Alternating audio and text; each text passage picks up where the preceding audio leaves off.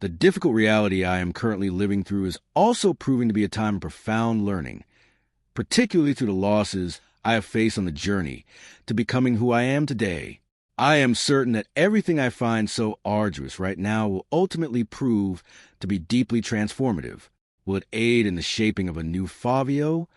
If we look at ourselves with pity, if we adopt a victim mentality, we can find 1,000 excuses to simply lie down and give up, telling ourselves we've already done everything humanly possible. When a human being falls into the trap of self-pity, they stop growing. Oh, poor me. Look at how hard I worked today. I don't even have time to go for a little walk. I don't have time for anything. Stop it. Introduce something new into your life and actually do it. Do the very thing you've been neglecting. I know your current routine is already demanding, it's heavy, but you must insert something that enriches the quality of your life. Add something extra, no matter how small. For instance, look, starting today, half an hour of my day will be dedicated to reading. I need to read at least one book a month. Or I need to add something, even if it's just 15 minutes of quiet reflection to my day, because I've been feeling so agitated. You need to establish a routine. I am constantly tending to my home, caring for my children and working. Yet I find I have no time to find my own balance as a person.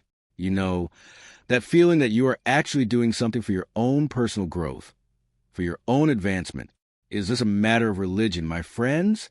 The reality is, when you look at anything, you must recognize that there is an inner core that sustains it, one that is just as important as the outward appearance. It is of no value, is it, to craft a beautiful garment using high-quality fabric on the outside if you do not apply that same quality and care to the inside? Is that not true? The human experience is much the same. We mature precisely as we learn to harmonize our current reality with our goals. For what are goals? No one can live without them. Without objectives, a human being cannot go very far. Yet, an objective is always a factor inextricably linked to an ideal. You might say, I want this for myself. But what if you realize that your current circumstances do not yet provide the conditions necessary to achieve that objective? In that case, you must position yourself. You must find your equilibrium within the timeline of your own effort and dedication. But take care. Do not let your goals disregard your current process. I cannot set a goal that fails to take into account who I am right now. I must firmly anchor my goals to my reality. And while I can certainly influence and alter that reality, if no one occasionally shakes us free from the confines of common sense to present us with a fresh way of interpreting reality, we run the risk of remaining chained to the petty limitations, you see, of conventional thinking. To think differently, to think loftily, was that not the very essence of Jesus' message? Did he not transform the minds and hearts of those he encountered, guiding them towards something better? Was that not his way? He led those people to step out of an old framework for interpreting themselves, others, friends, politics, and religion. He enabled them to move forward, specifically through the mind. The heart only changes after the mind has begun to think differently. And it is so important, my friends, to feel that you are not stagnant. You know, to cast aside that entire arsenal of childishness we often carry with us, and to allow God to remove the spectacles from our eyes, those lenses that so often make us perceive a reality full of pretty little flowers, yet one that bears no resemblance to reality as it truly is. It means looking at others with truthfulness, free from our own expectations. So often our encounters are impossible. Our loves are impossible. And why? Because it is not the other person whom we love. Rather, we love the expectations we project onto them. This is cruel. When we cast upon another person all the responsibilities born of our own childish way of viewing life, the world, and people, we often harbor very childish notions regarding the lives of others, even in our relationship with God. How often do we catch ourselves clinging to a childish way of being religious? It happens when we lack the maturity to understand that God will not simply grant our every wish, that it is not the nature of true love to fulfill every desire of the beloved creature. For to do so would be to rob the beloved of the opportunity to grow through the very difficulties inherent to life itself, difficulties that enable us to grasp this fundamental truth, that every verse has its reverse, that every privilege carries a cost, and that life is composed of opposites. Yet, even amidst these opposites, we can remain deeply, profoundly harmonious. For the true greatness of a soul lies precisely in its capacity to reconcile these opposing forces within itself. Thus, inner freedom empowers me to do just that.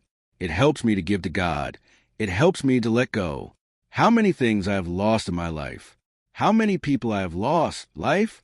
How there are people who get jealous over their car, who become absolutely furious, losing all composure when they find out that someone else has used it, or when it gets a tiny little scratch. They completely lose their peace of mind. They can't sleep. We become attached to situations. We become attached to people. We become attached to status. We even become attached to the very image we project. There are people who simply cannot accept youth. A lack of inner freedom causes us to become increasingly attached.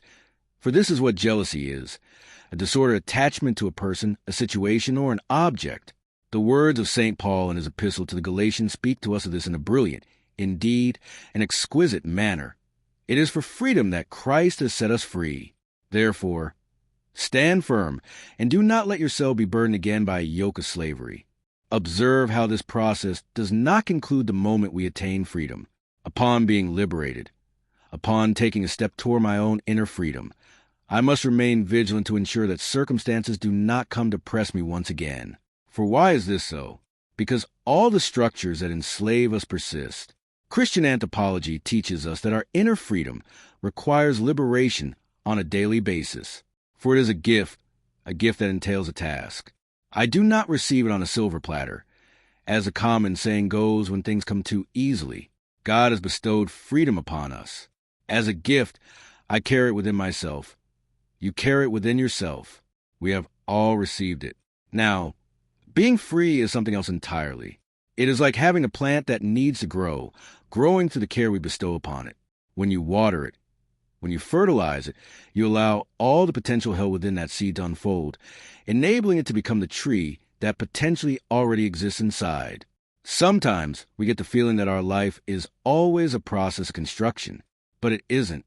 Sometimes we think we are merely adding things up, yet there are subtractions, too. In the losses I face in order to be who I am, I truly believe in this.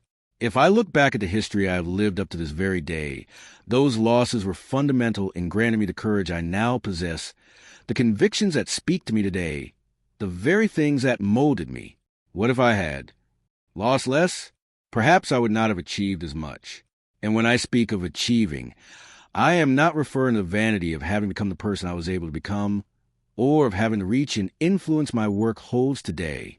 No, I am speaking of something far more internal, of that part, which perhaps only a select few ever truly access, the Fabio that I am in my most intimate self, a self I have been making a conscious effort to share more and more openly, to show the world who I am, simply because it feels right to me. So many losses were necessary to enable me to become the man I am today. I find myself thinking of you, too. You face losses on a daily basis, always facing the temptation to believe that these losses are merely negative, failing to see that, in fact, they hold within them a wealth of possibilities. How many times in my life was I able to truly gain only because I had lost? And in the very moment we are losing, do we possess the clarity to see that it might actually be a gain? God protects us sometimes when he says no, or so I like to say, and that is precisely why I wanted to be here today, right here with all of you. Sometimes I simply don't have the time to truly live the life I need to live. I'm not complaining, mind you, not at all wilting. I'm merely reflecting. I never want to speak of my life with bitterness, with resentment, or to cast myself as a victim. Never that. Everything that has happened is the fruit of choices I made along the way, whether consciously or not. But what I must tell you is this: there are certain needs that, if left unattended, will cause us to slowly fall ill. We may not always know the root causes of this, but what we do know is the physical toll it takes. And I lived through it, folks. I am not ashamed to confess to you a deep anguish, a profound sadness, a feeling so utterly dark. Yet I kept fighting on. I maintained my good humor. I persisted in my efforts to overcome it. I swear to you, I did not give up. Well, okay, for about 2 or 3 days, I did give up. Months of not wanting to leave my room. But unlike other times, this wasn't about reconciling that pain, that anguish, with an attempt to simply survive. I sought out my bishop, Dom Wilson. He welcomed me with great warmth. I unburdened myself. I told him all my anxieties, all my sorrows. He agreed with me that I needed medical assistance, and also that I needed to carve out space and schedule my life to allow myself, well, to live for things that aren't obligations. Do I find fulfillment in my obligations? Yes, I do. But we also need to have a space for leisure, a space free of commitments. I know, I'm saying this now, and I found it interesting because that very same week, about 45 priests, friends of mine who keep in touch, reached out to me. They said, "My friend, I'm going through something very similar myself. It seems as though, well, what happens if we're spotted somewhere that isn't the church?" I'd experienced this before, suddenly being seen chatting idly with a few friends, and realizing that might not look right to others. I remember the difficulties I faced just going to gym. I've always been a bit of a rebel, a nonconformist. I never let myself be shackled by what other people thought. Yet, I distinctly remember once I became a priest, how many times I heard people say, "The gym is no place for a priest," right? As if taking care of our health isn't our right. And so we begin to internalize these things. And suddenly we start to, well, and let me reiterate this. I personally have no trouble being authentic. But when my friend sent me a message on WhatsApp expressing his solidarity, he said to me, I don't have the courage you have to speak out. I am enduring all of this suffering entirely alone. That's it, my friends. Our pains need to be shared. Our anguish, our anxieties. Because the more we talk about them, especially here, in this space that is so sacred to me, the better it is. I have no way of controlling what you will make of what I am saying, but I am fully aware that for me, it is important to say it, because when we speak out, in some way, we begin to bring order to the chaos within us. It is a way of committing yourself to whatever it is that is happening. It is part of the healing process, part of the liberation from all these oppressive forces that often descend upon us due to our lifestyle. I do not believe that God desires this for us. It is simply that we keep taking on so many burdens. My life is incredibly heavy. Emotionally, I am under constant, excessive demand. I have never hidden the fact that I dislike having my picture taken. I've never hidden that from anyone. I do take photos all the time, though, and I do so with warmth. I don't do it out of resentment.